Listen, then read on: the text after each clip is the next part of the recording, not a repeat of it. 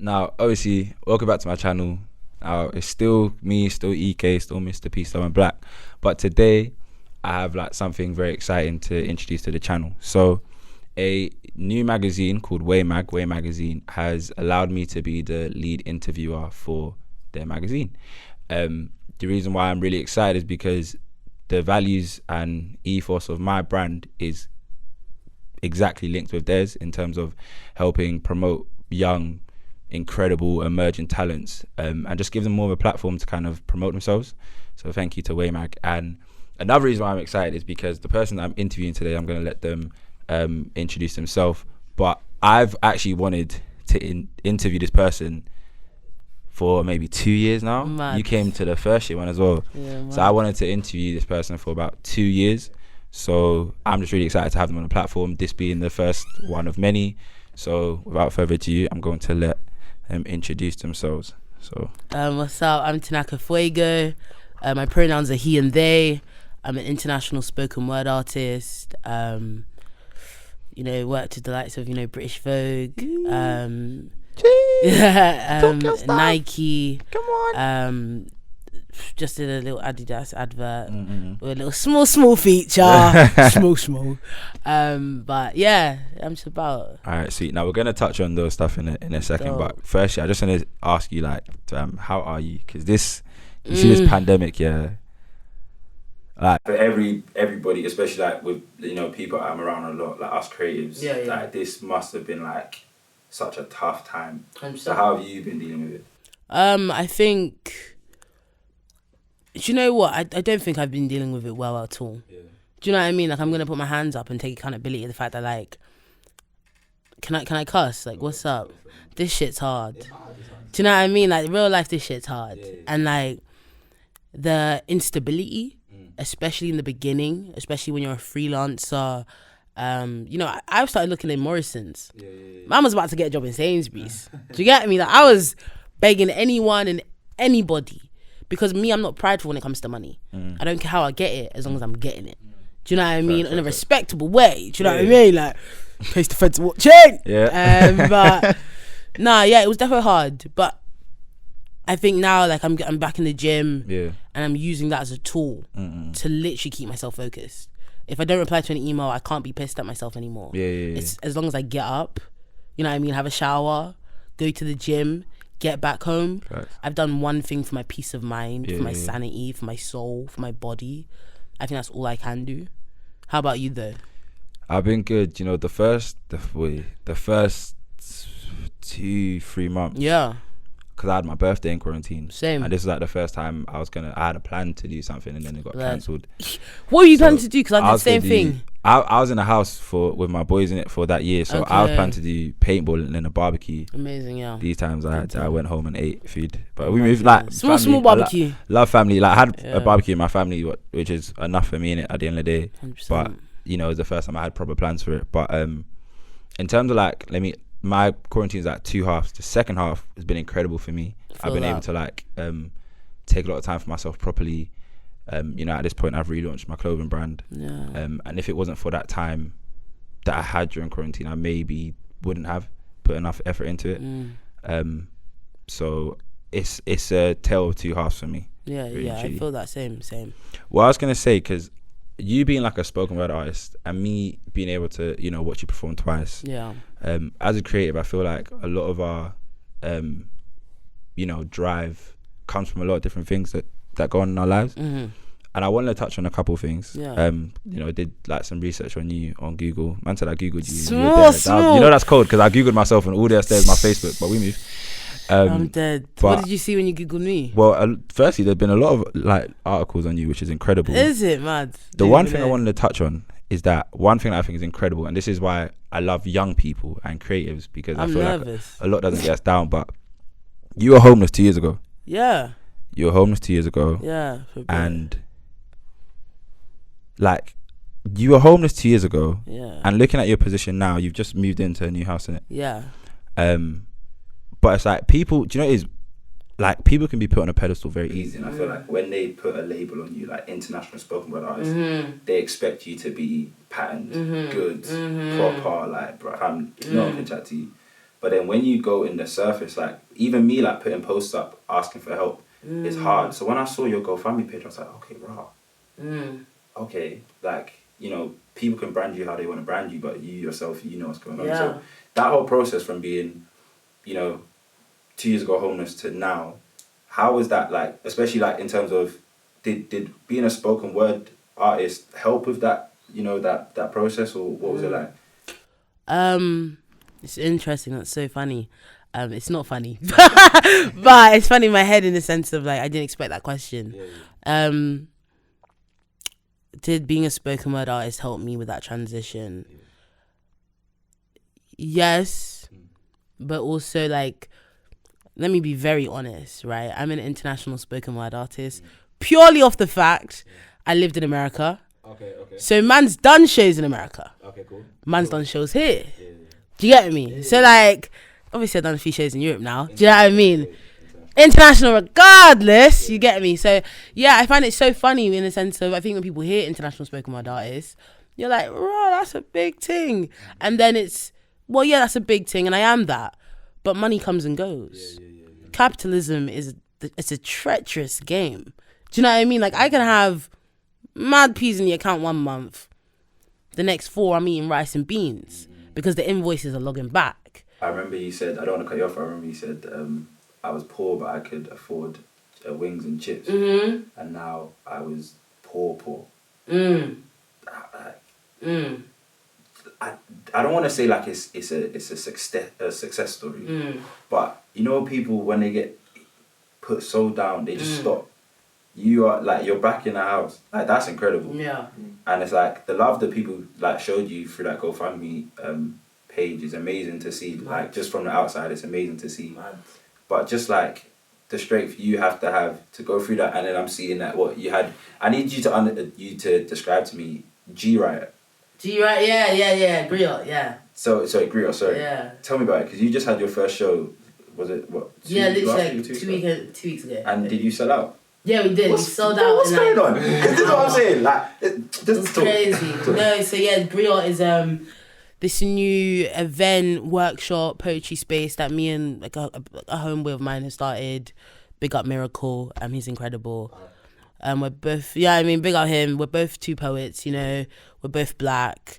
We found each other in the Roundhouse Poetry Collective, which is like this place poets go to, do you know what I mean? To like be better or some shit like that. So we met there literally last time this year. So we've only known each other for a while, but the connection was just mad special. And we both know that we don't look how poets are meant to look like. Do you know what I mean? I feel like, do you know what I mean? There's a very stereotypical poet. And also when it comes to black poets, black masculine poets, right? There's a very specific look. There's a genre people enjoy. Do you know what I mean? We can hear a black male poet talk about, you know, knife crime and all these things. And then I come into the mix and I'm like, I'm black and I'm masculine. And I do connect with he pronouns and they pronouns. But like, my lifestyle's been very different from the, you know what I mean? From the normal, right, social ideal of a black boy from London. Do you know what I mean? Who faces certain things. And it's like, I haven't faced all those things, but I faced these other things that are in a narrative that have never been told before from my perspective. And I think he has the same kind of story in that sense. You know, living in Nigeria and coming here when I was a bit older. Do you know what I mean? So we had that idea, and then Griot came to life because he wanted a space for people who didn't look like us, or who did, to be able to say, we don't fit anywhere, but we're going to make spaces for ourselves. You know what I mean? And it's a space where there's a poetry battle, where like me and him both pick 2 other like teammates, and we go head to head every event. And then, but in the beginning we have a workshop where anyone can literally just come and learn how to write. And if you know how to write, you come to a place to express yourself even more. And then I think that's a beautiful thing of, we're creating our own family, right? Because if you come to a workshop enough, at some point I'm going to be like, you're crazy dope. Why don't you battle? Yeah. Do you know what I mean? It's just that literally like, start from the bottom, now you're here. Like, it's that kind of sense of a chain. Yeah. You know, like I want to be able to build other careers as well. I want to build other artists and help them and support them. Yeah. Do you know what's crazy? Because that's one thing that I always like keep saying creatives, because that's what I love about creatives. I feel like when a lane isn't created, we try and create our own. Like for me, God, I'll be very honest, like I love speaking, so I'd love to like I'm not gonna say all my plans are out there, but I'd love to, you know, like have my own talk show one day. I'd love to sit there and talk, but you know, me not being in the same position as, let's say, like maybe like Young Philly and Chunks, and that's big up to them, well done for what they're doing, but me not being in that position, I may not get the same opportunities. So I thought to myself, like when I wanted to start my podcast and everything, I was like, fam, let me just do my own thing. Like, let me start my own talk show. Literally. Why am I waiting for someone else to shout me? Literally. So the fact that, you know, you guys have created a space for people to basically be themselves and feel safe being themselves is incredible. And I wanted to touch on, you're just helping me with these segues, you know, 'cause I wanted to touch on that quickly. And this might be like a touchy subject, but me as well, when I was younger, I was very naive towards things like this. Right, we're talking about ignorance. Love it. Yeah. Let's get straight to it. God, you see the amount of ignorance that's gone on this year. Anyway, I was very naive to things like this. And I had a one way of thinking. So, you know, you touched on it before when you were saying about you identify with the he pronoun. Yeah. So for people out there who may be watching and maybe don't understand why you're saying it, can you kind of give them a little touch on that? So yeah, I'm trans masculine. Okay. I use he and they pronouns. I think I came out when I was like 15. Yeah. So a couple years ago. Yeah. But yeah, so that's why. What do you want to know there? Like, what do you want to talk about? Do you know what? I feel like I don't like. I'm an open book. Yeah. Pretty much. Do you know? It's less for me. It's more like how, you know, like how you said, like with being like a black man, and the stigmas that black men face. You maybe didn't face some of those, but you definitely faced other ones. Like in terms of you being, you know, this spoken word artist who's been able to, like, listen, for everybody watching, I wanted to interview Tanaka. I'm dead. From time, not last year, the year before, from the time you performed, I wanted to interview you. Amazing. So this isn't like me trying to pick a X and Y. From 2 years, I've wanted this to happen. So it's like, you know, a lot of things in our life shape who we are today. So I was thinking, like, because some of your like pieces are so complex, but then some, like, they sound like they should be so simple. Like Barbershop is probably my favorite one. I can't lie. I think Barbershop is like probably my favorite. There was Barbershop, and there was the one you did at that show. You did the, I think it was the girl one. You're like 21. Yeah. That one, that love poem type thing. Yeah. But like Crazy. Your experiences, so being, you know, a trans man, how has maybe that played a part in like your journey as a spoken word artist? I think it's the reason why I started kind of poetry in a way. Like poetry was literally the only reason like I'm able to stay alive for a long time. Do you know what I mean? Like it literally became a point where like poetry was like breathing. You know what I mean? Oh shit. Yeah, you're good. But yeah, like it was air. Yeah. And I find it interesting because in my poetry it allows me to explore the dualities in my representation in this sense. Look up that word if you don't know it. I know it, don't worry. I know it. Right, in my representation in the sense of I walk down the street, and some people assume I'm a cis black man, right? And then I also have the feeling, though, I also sometimes have encountered really mad transphobia. Okay. Do you know what I mean? Like I've literally been in Tesco's and like women have like, you know what I mean? We've all seen it. Like they hold their purses tighter. Yeah. Do you know what I mean? Like you're literally walking down the road and I'm coming home from a show at 2 a.m. and a white woman crosses the road. A white man crosses the road. Mind you, I'm not even that tall in stature. Right? But like it's just because my build's a bit, do you know what I mean? More boxy, you know, and I look scarier, quote unquote. But then I've also had cis dark-skinned black men scream at me and like girls I've been on dates with and like try to be physically violent against me. Do you know what I mean? Like so it's that weird sense of in the poetry I'm able to explore the sense of power. Yeah, I hear that. Right? That comes with being a masculine energy within the patriarchy, but I'm also able to explore the softness and the scariness of being this masculine presenting, and how some people are so intimidated by it and so perplexed by how I can be this way and not conform, that they want to attack me for it. You know what I mean? In everyday life, there's not always space to cry. I feel like even with that, I feel like a lot of people get worried or scared because they don't understand a lot of times. Because I don't want to put it in a pocket, but would you call it maybe at the start when you started doing spoken word, would you say it was more like a form of like escapism, like kind of just getting away from the world and kind of saying your piece through your words?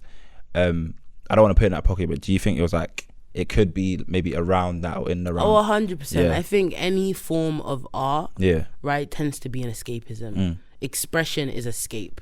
You know what I mean? So yeah, 100%. Like, poetry was the reason I woke up.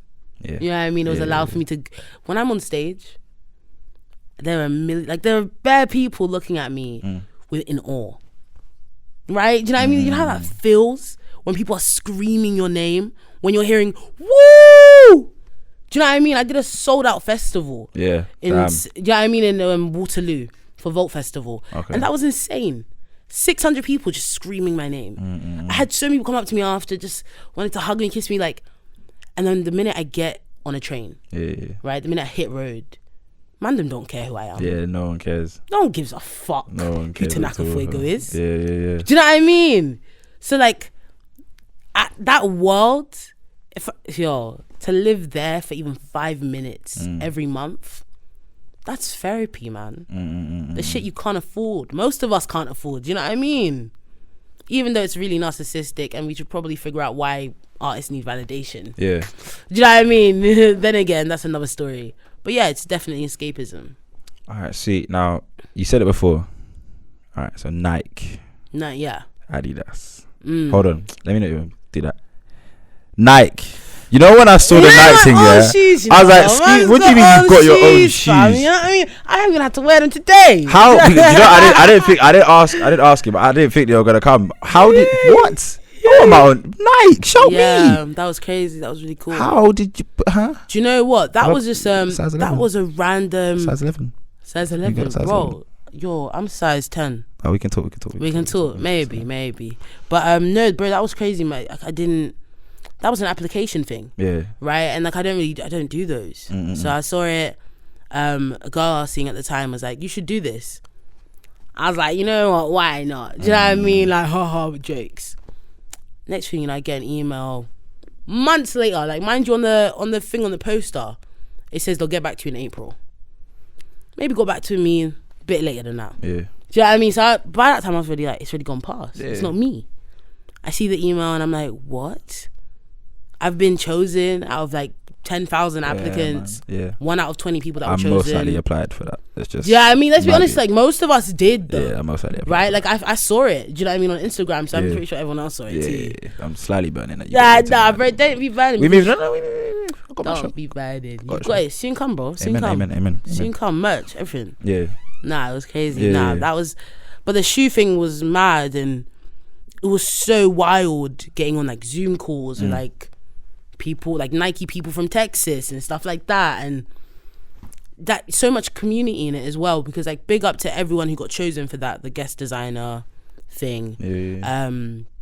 AZ Captures, Nicole Sewin, So Nicole, that's it on Instagram. Like these were all incredible artists from, you know, creatives in general, from photography, from textiles.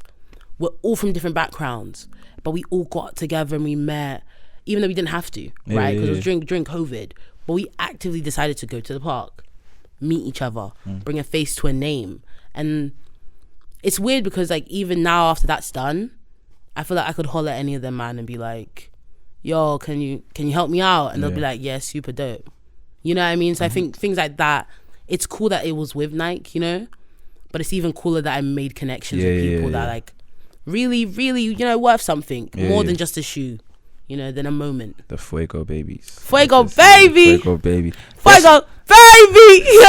They're sold out, innit? They sold out. You know what I'm saying? They sold out. It was a limited drop as well. So it was like only like 300 and something shoes. And they sold out. From each person, yeah. Who are you?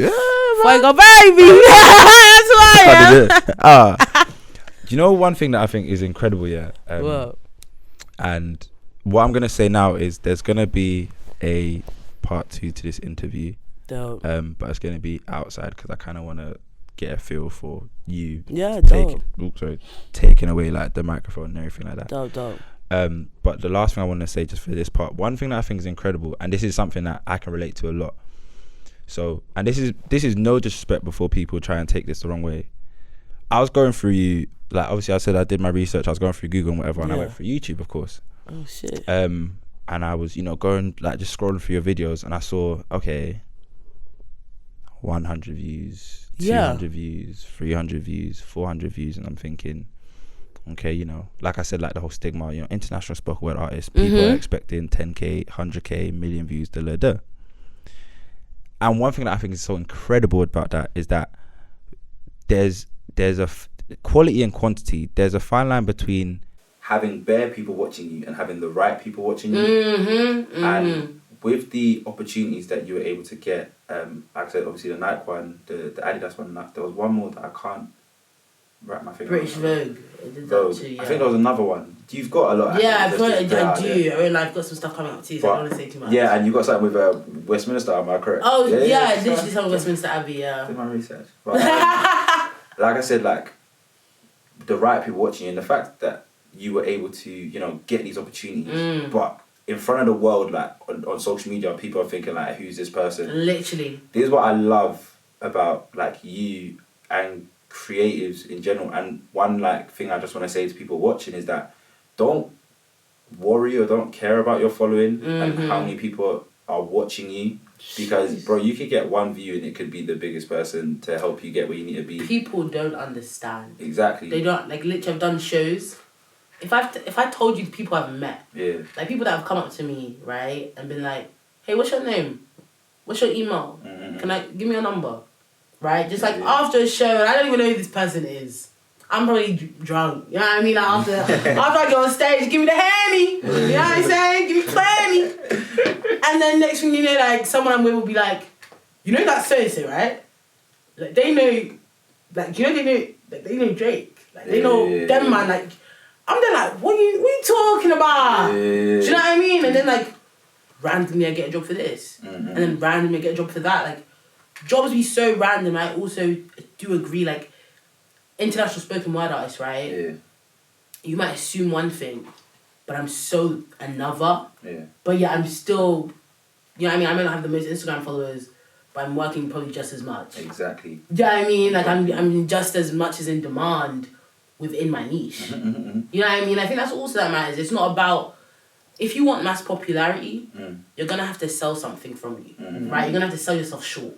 You can't give your all and expect masses to love you straight away, right? Yeah. So it's about that slow and steady pace of like, some people's come up is overnight. Facts. Some people's come up literally takes years. Do you know what I mean? It's every step. It's every person you meet. It's every 50 people show. 10 people open mic. It don't matter who's in that room, as long as you're performing or doing whatever you need to do, right, in your field, to be your best at every moment towards your goal. You know? And like I said, because I can relate to that, there was like my YouTube channel at this time. Thank you, WAYE for this, because big up WAYE, because I definitely haven't hit 1k subs on YouTube yet, but that's gonna change.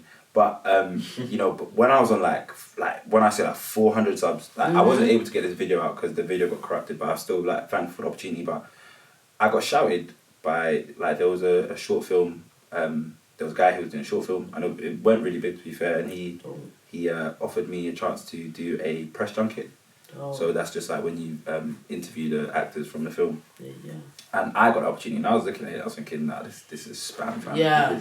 I definitely have like 400 subscribers. Yeah, doesn't matter though. And then when I got there, and I was pre-ing like the other, like there was like 3 or 4 other YouTubers who did them as well. I was pre-ing their channels, and I was seeing 1k, I was seeing 2k, I was like, 5, these people have more than me.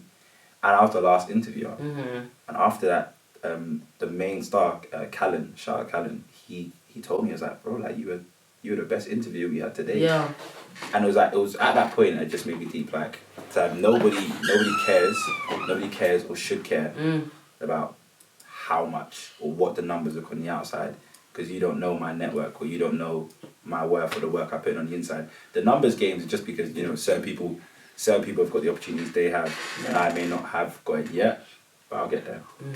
But yeah, like I said, we're gonna do a part 2 for this interview, and it's going to be outside because I want to get to know Tanaka a bit more as a person and growing up. So this one was just like a little short in front of the camera one, and then we'll get more in depth later.